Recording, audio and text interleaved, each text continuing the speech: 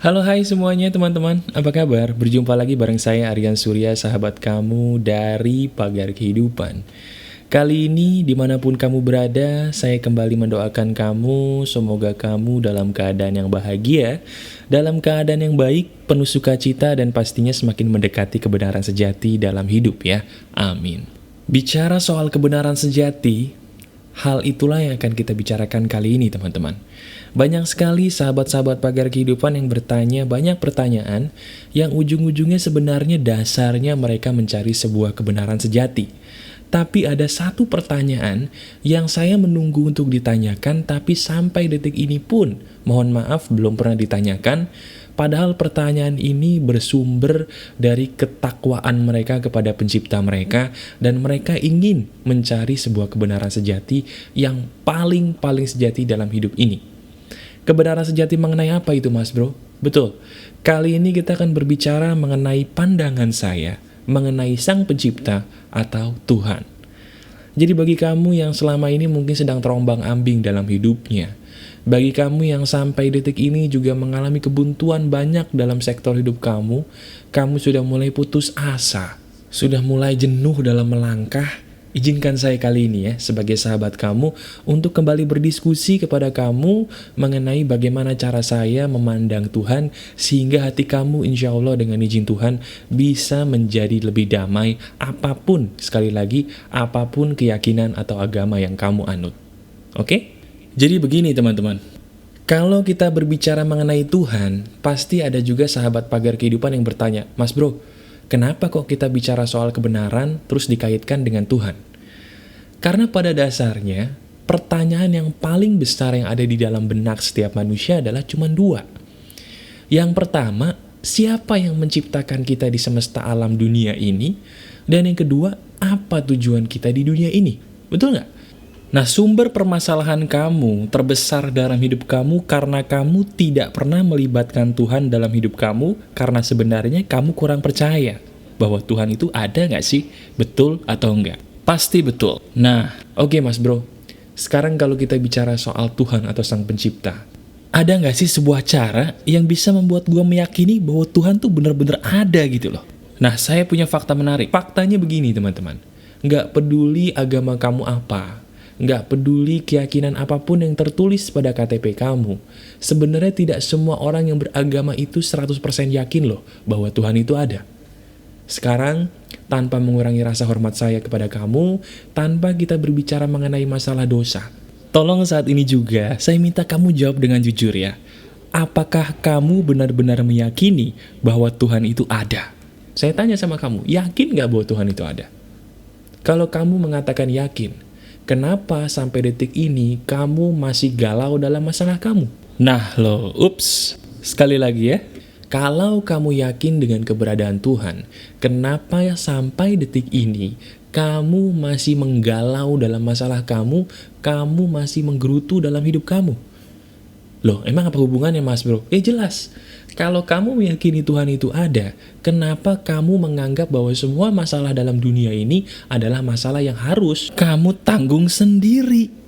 Itu pertanda kamu percaya Tuhan hanya di mulut, tetapi tidak di hati, titik. Wah, ketahuan deh mas bro. Iya, sebenarnya memang benar sih. Gue beragama tapi hati gue masih agak keraguan gitu. Kira-kira Tuhan mendengarkan gue nggak ya? Apakah itu pertanyaan hati kamu? Nah sekarang, saya akan membuktikan dulu di tahap awal ini bahwa Tuhan itu ada, supaya hati kamu lebih mantap lagi. Dengan hati kamu lebih mantap lagi, insya Allah dengan izin Tuhan, kamu bisa menjadi pribadi yang tidak gampang galau lagi. Bener, menjadi lebih tenang dan lebih damai. Oke mas bro, tunjukkan cara lu menemukan Tuhan. Oke, begini caranya. Saya selalu menganggap gini teman-teman, kita semua ini adalah detektif. Sekali lagi, kamu, saya, dan orang-orang yang ada di samping kamu mungkin. Mereka semua adalah detektif. Loh kok detektif mas bro? Bener, detektif itu tujuannya apa sih? Mencari kebenaran. Nah saya, kamu, dan semua orang yang kamu lihat di depan mata kamu sekarang, mereka adalah pencari kebenaran bukan? Maka dari itu sebenarnya kita semua adalah detektif kehidupan. Nah, filosofi dengan menjadi detektif ini juga yang akan saya pakai untuk menemukan Tuhan dengan cara yang amat sangat mudah. Caranya gimana? Sekarang saya tanya, seandainya kamu adalah detektif, atau mungkin berdasarkan pengalaman kamu nonton film detektif, kalau seorang detektif ingin menemukan sebuah kebenaran, apa yang biasanya dilakukan oleh seorang detektif tersebut? Betul, dia akan mencari sebuah bukti berdasarkan sesuatu hal yang ada di depan mata. Betul nggak? Contohnya saya mecahin gelas. Nah, ada seorang detektif yang ingin membuktikan bahwa saya mecahin gelas. Maka detektif itu akan berkata, oh, tadi si Aryan Surya nih mecahin gelas nih. Buktinya apa? Ada sidik jarinya nih di gelas. Berarti terbukti Aryan Surya ini yang mecahin gelas. Begitu juga dengan menemukan Tuhan.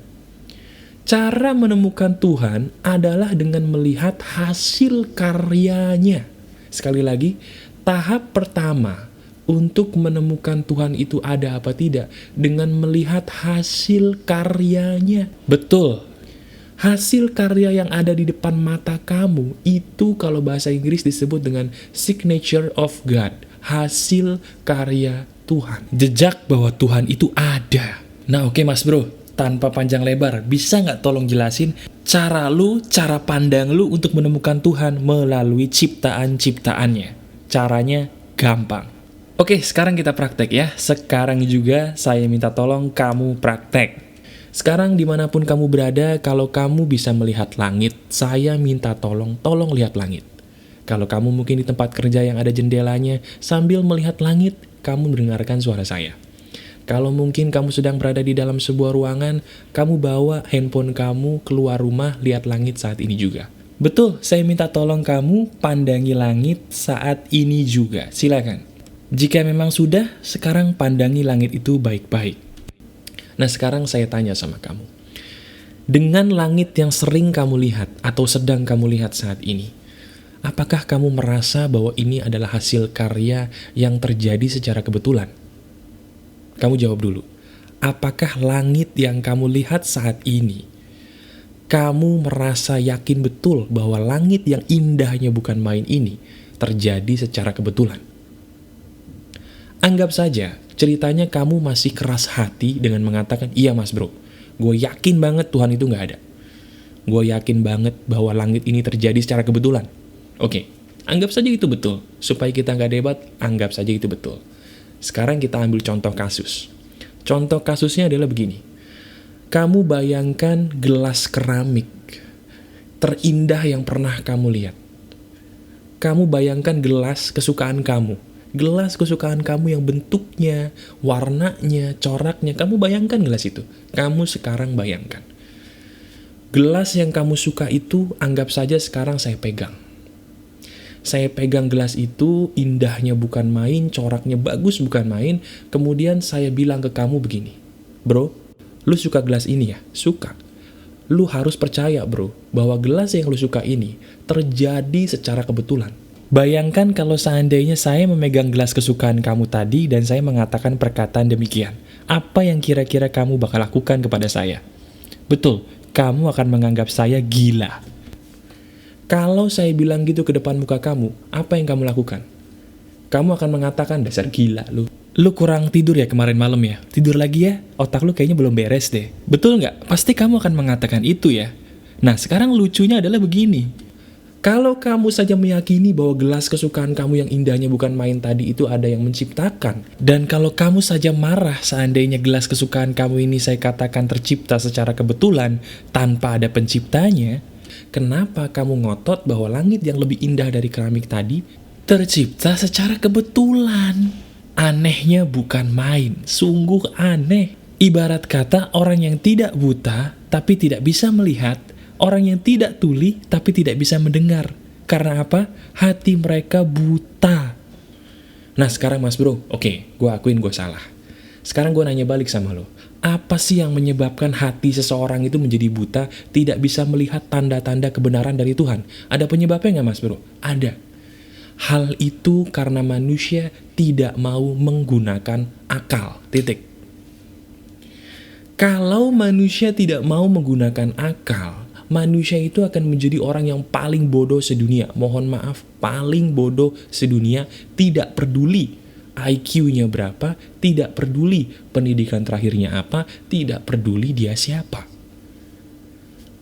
Akal itu adalah salah satu satelit yang diberikan Tuhan ke dalam diri kita, yang bisa membedakan sebuah kebenaran dan sebuah hal yang tidak benar, sebuah yang hak dan yang batil. Sangat sederhana. Kalau kamu mengatakan bahwa langit itu terjadi secara kebetulan, itu bodohnya sama ketika saya mengatakan gelas yang bagus tadi terjadi tanpa ada yang menciptakan. Kalau kamu bilang saya bodoh mengatakan gelas tadi yang bagus tidak ada yang menciptakan, saya pun akan mengatakan kamu bodoh ketika memandang langit tadi dengan mengatakan bahwa tidak ada yang menciptakan langit. Nah, biasanya sampai sini seorang ateis tulen akan berdebat bersama saya. Tapi begini mas bro, gue punya bukti A, B, C, D, Z, blablabla. Jawaban saya sederhana. Kalau Tuhan itu ada, Tuhan tidak akan membuat kamu ribet untuk menemukannya. Titik. Kalau kamu mendebat saya, kamu berarti meribetkan segala petunjuk yang sudah Tuhan kasih, dan itu salah kamu, sehingga kamu menjadi kehilangan arah. Salah kamu sendiri. Setuju apa enggak? Bukankah apa yang saya katakan barusan benar? Oke? Setuju ya? Sampai detik ini kamu gimana? Sudah mulai tercerahkan? Sudah mulai terbuka? Alhamdulillah, bagus. Oke mas bro, sekarang gue mengakui bahwa Tuhan itu ada. Nah sekarang gue pengen tahu, kira-kira karakter Tuhan itu seperti apa sih mas bro menurut pandangan lu? Teman-teman, sekarang saya minta tolong kamu katakan saya dalam hati, seandainya kamu juga termasuk ke dalam golongan orang yang pernah mungkin berburuk sangka kepada Tuhan, seolah-olah Tuhan itu jahat. Siapa di antara kamu yang pernah mengatakan begitu? Kalaupun kamu pernah, itu normal. Kenapa? Karena saya pun pernah mengatakan demikian. Lalu bagaimana cara saya mengobatinya? Dengarkan ini baik-baik. Kalau kita sudah berhasil menemukan keberadaan Tuhan, hal yang berikutnya harus kamu pahami adalah menemukan sifat Tuhan. Ini yang paling ingin saya sampaikan kepada kamu, tolong dengarkan baik-baik. Saat ini saya sering kali mendengarkan perkataan-perkataan yang menganggap seolah-olah Tuhan itu jahat. Seolah-olah Tuhan itu, mohon maaf, egois. Kok masalah gue gak habis-habis bro, Tuhan itu jahat banget ya, bener deh, asli Tuhan itu jahat banget. Sekarang saya tanya, apakah kamu yang mendengarkan suara saya juga pernah gak sih merasakan bahwa kok kayaknya Tuhan jahat ya sama gue? Gak adil deh kayaknya sama gue, bener deh. Kalau memang kamu merasa seperti itu, tolong dengarkan apa yang ingin saya sampaikan berikut ini. Saya selalu percaya bahwa Tuhan itu memiliki sifat dua. Sifat dasar dari kuasa Tuhan itu cuma dua. Apa itu mas bro? Pengasih dan penyayang. Lah kok bisa? Wah, dasarnya apa mas bro? Dalilnya dari mana? Oke, kalau kamu membutuhkan dasar dan dalil, saya punya. Bener, saya punya. Karena saya sebagai orang muslim, sangat logis kalau saya mengambil dasar dari kitab saya sendiri, yaitu Quran. Nah sekarang bagi kamu yang sedang memegang Quran, atau pernah memegang Quran, atau sering baca Quran, sekarang saya tanya kepada kamu, menurut keyakinan kita sebagai orang muslim, sifat Tuhan itu ada berapa? Betul, 99. Sekarang saya tanya balik kepada kamu. Kamu pernah gak sih penasaran? Kenapa di setiap surat, kenapa di setiap awal surat, hanya dua sifat Tuhan yang selalu diucapkan berulang-ulang, yaitu sifat yang maha pengasih dan maha penyayang. Bismillahirrohmanirrohim. Kenapa hanya dua sifat itu yang selalu dipakai untuk mengawali setiap surat? Tidakkah kamu pernah berpikir, kenapa dari 99 sifat, hanya dua yang selalu diulang di awal surat? Jawabannya sederhana, karena Tuhan ingin kita mengetahui bahwa apapun yang Tuhan lakukan demi hidup kita, dasarnya karena Tuhan sayang sama kita. Tuhan sayang sama kamu. Sayang sama kamu. Dan semua umatnya. Hanya saja kita sebagai manusia bodoh. Udah berkali-kali baca Quran, udah berkali-kali menyebut Bismillahirrohmanirrohim, tapi kita nggak sadar bahwa Tuhan itu ingin mengatakan, wahai hambaku, apapun yang aku katakan di surat ini, dasarnya adalah karena aku mengasihi dan menyayangi kamu. Itu pesannya. Itu juga kenapa sebelum Fir'aun diazab selalu dikirimi nabi. Siapa nabinya? Nabi Musa dan Nabi Harun alaihi salam. Kalau seandainya Tuhan itu memang jahat, kenapa harus selalu dikirim juru selamat sebelum mengazab? Betul nggak? Jadi itu salah satu bukti bahwa apapun yang Tuhan izinkan terjadi, itu semua pasti atas dasar kasih dan sayangnya kepada setiap umatnya. Salah satu bukti bahwa Tuhan mencintai manusia, Tuhan selalu mengirim juru selamat dulu kepada setiap umat sebelum akhirnya Tuhan mengazab. Karena Tuhan ingin kita dan juga orang-orang terdahulu selalu mengambil pelajaran bahwa Tuhan melakukan apapun karena Tuhan mencintai dan menyayangi kamu.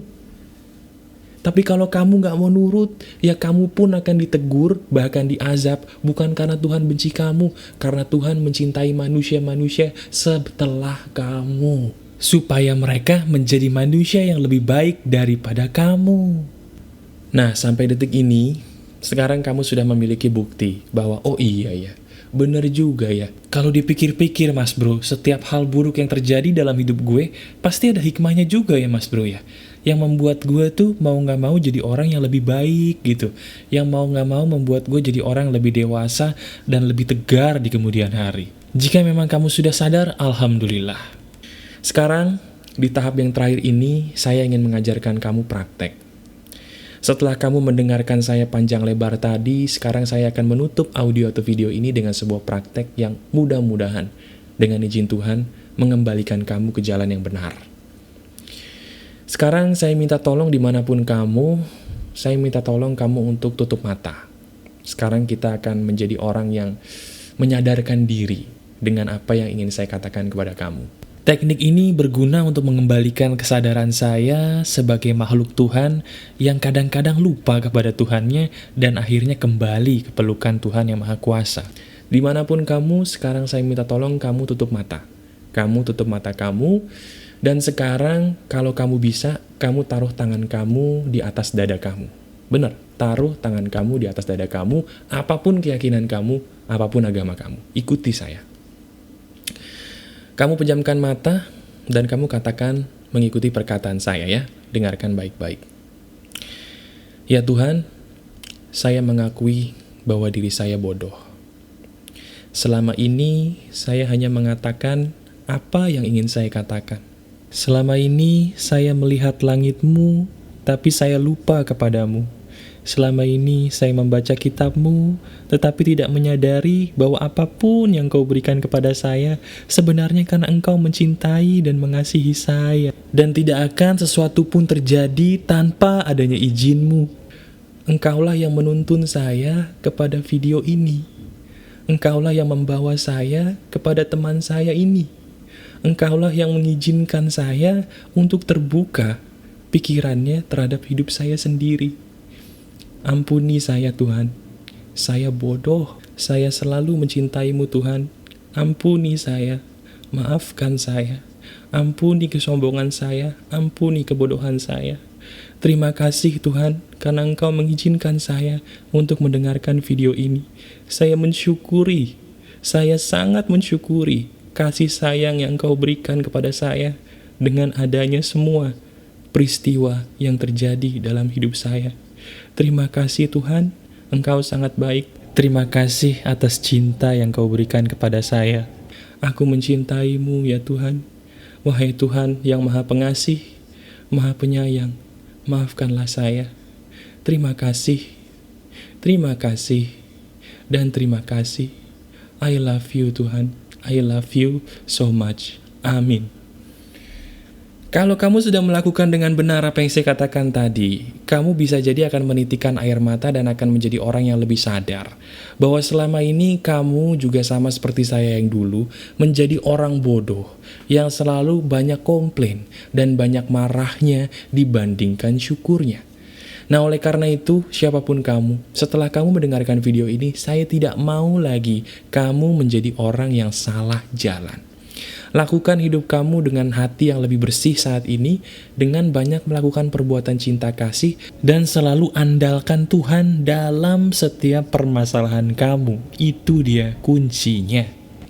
Lakukanlah kebaikan, karena kebaikan akan menuntun kamu kepada kebenaran sejati, yaitu kebenaran akan sifat Tuhan yang Maha Pengasih, lagi Maha Penyayang. Saya Aryan Surya, sahabat kamu dari Pagar Kehidupan. Keep spirit, keep sharing, and keep loving. Bye-bye.